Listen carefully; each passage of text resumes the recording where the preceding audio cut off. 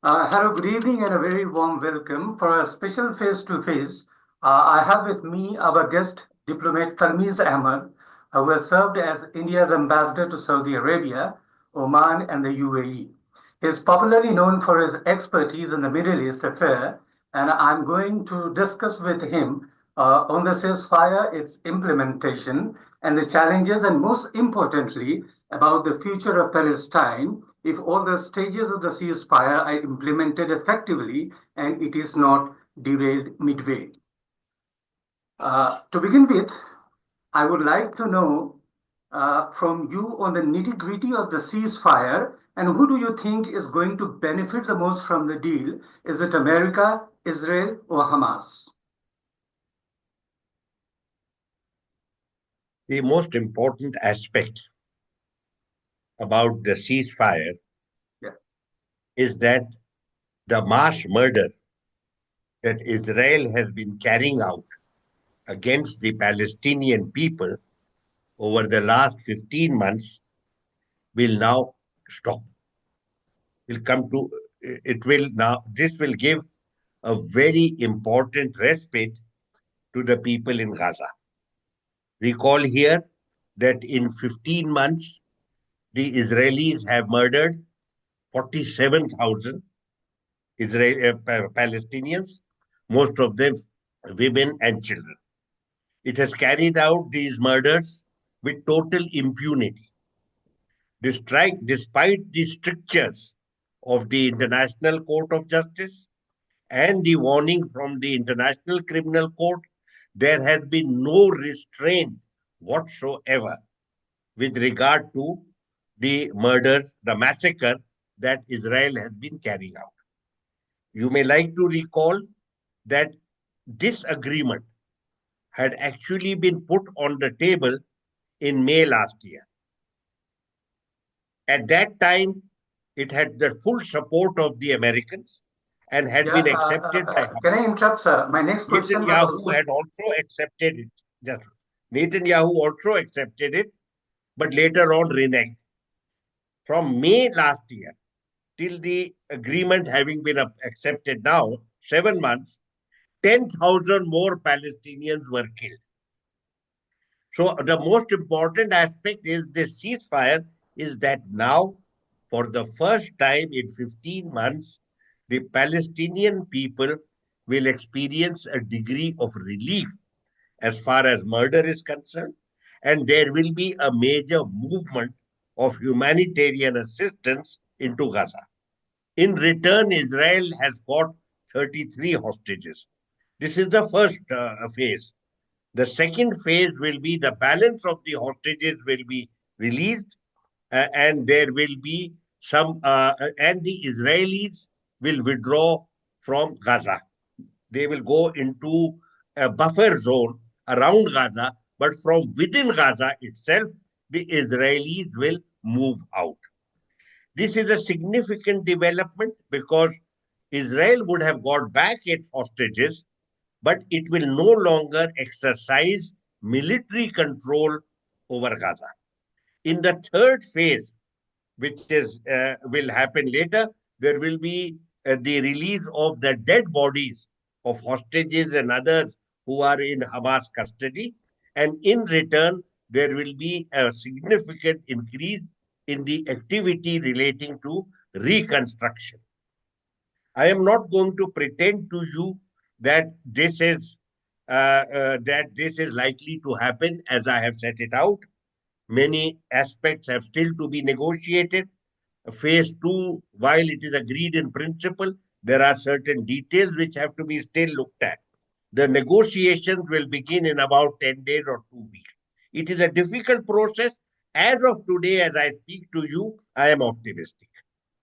As we all know, and you have already said that a ceasefire was on the table in May. What really went wrong at that point of time? And why do you think that this time the Israelis are compelled for the ceasefire? Was it a pressure from the Donald Trump, or you believe something else? You see, the problem that Prime Minister Netanyahu faces is that he heads an extreme right wing government where it has 14 in the Knesset he is backed by 14 parliamentarians who represent the ultra nationalist and the ultra religious movements. He also has two ministers in the cabinet, the finance minister and the national security minister, who represent these extremist groups. These groups are xenophobic and racist and advocate violence against the Palestinians. They were totally opposed to the ceasefire when it was mooted in May last year. And at that time, I would imagine, because Ben Guer has already said in public, one of the extremist ministers, that it was his initiative that had prevented the peace process at that time. 10,000 Palestinians have paid with their lives for this kind of political activity within the Israeli government. What has changed now? I would say to you very simply, it is the emergence of Donald Trump as the President of the United States. Donald Trump made it very clear that he would like to see a ceasefire before he becomes president. To ensure that his message is understood, he also sent his special envoy for the Middle East, Stephen Witkoff, who had a conversation with Netanyahu and made it very clear to Prime Minister Netanyahu that Trump wanted to see a ceasefire. And therefore, Netanyahu has to work with Trump for the next 4 years. And therefore, he decided that it was prudent on his part to accommodate the incoming president at this stage so that he can get the president's support in terms of his agenda at a later stage. So it is from the president's point of view an opportunistic acceptance of what has been put forward to him by the Trump administration. It has yet to see how far this will go. My own impression is that this is a comprehensive agreement. The three phases are part of one arrangement, and Netanyahu has no business to suggest that he can back off once he has got the first phase done and he doesn't need to do the second or third phase. I would expect the American administration to take full responsibility and ensure that the second and third phases are also satisfactorily implemented. After the ceasefire deal, Palestinians have now the control over Rafa Crossing, which is said to be another big win for the Palestinian. How would you like to respond to that? As of now, Gaza is in a shambles. Not only have large numbers of its people been killed, almost all the people have been displaced. And therefore, all the physical infrastructure, accommodation, medical facilities, educational facilities have been leveled to the ground. Overwhelmingly, Gaza is rubble. It will take a very long time for the Palestinian people to obtain the minimum modicum of dignified life. It will take a long time to go. The fact is that the principal achievement for them is that the murder to which they were subjected has been abated, has stopped for some time. I'm not pretending to you that the Israelis will give up their vicious agenda as very quickly, but for now, as I'm speaking to you, at least the lives of the Palestinian people have been saved. So it appears that the first stage of the ceasefire is likely to go down smoothly, which is most likely. But are you in any way concerned about the nature and implementation of the second and the third stage? You see, many people have been very skeptical publicly that Netanyahu will go ahead with the second phase because his government is under pressure. The extremist parties have threatened to withdraw from the coalition and bring the government down. Therefore, there are doubts whether he will actually go ahead, particularly because the second phase involves withdrawal from Gaza. The extreme right-wing agenda is to not only not to withdraw from Gaza, but to actually cleanse Gaza of the Palestinian people and to rehabilitate, resettle in the Gaza Strip Israeli settlers as they have done in West Bank. I'm not sure Netanyahu is enthusiastic about this agenda. I'm not sure whether it will actually go through, but we don't know. Now, I would say to you at this stage that the fate of the second phase depends on politics in Tel Aviv and politics in Washington, D.C. In Tel Aviv, if Netanyahu is able to ensure the security of his coalition, I think second phase will go through. In case Netanyahu becomes wobbly, the politics of Washington will kick in. And I would expect that the Washington administration, led by Donald Trump, which is the source of this agreement and had pushed for it very hard, that Washington takes responsibility for the successful implementation of the agreement. I am not sure this will happen. You are dealing with two people, Netanyahu and Donald Trump, who are extremely self centered, who are very short term, who always think of their own interest. It's very likely that Netanyahu could persuade Donald Trump and sections of his administration that the Hamas has not fulfilled its agenda, has fulfilled its commitment, and therefore exercised the right of renewing the conflict. That is very, very likely. I hope it does not happen. I think it would be extreme bad faith on the part of Israel if it were to renege on this deal, because it would mean that they are deliberately and consciously sacrificing the remaining hostages who are still with the Hamas. But Netanyahu is known to be totally amoral and totally consumed by his own interest, and he may think that it is far better to stay in power and renege on this deal, and even if it means sacrificing the balance of the hostages.